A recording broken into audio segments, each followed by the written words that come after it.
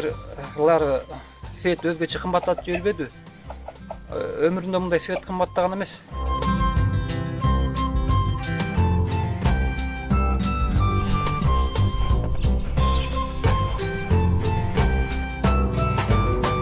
Эки айдай жаздадык. Бул жолу бир 4 кубка чейин бар го, 3,5 куб болуш керек. Анын ичине бир 2 тоннадан ашык кык салдык. Салып анан бир 10-12 күндан кийин газ чыгып баштады. Биогаз. 70-80 миңдей расход кылдым. Анан кийин бул баягы 3 мал тамагыбызга жетет экен.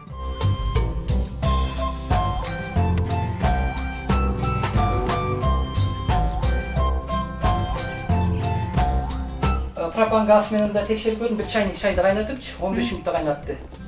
Бул метан газ менен да кайнатып көрдүм, бул 15 мүнөттө кайнатты. Калориясы бирдей экен да.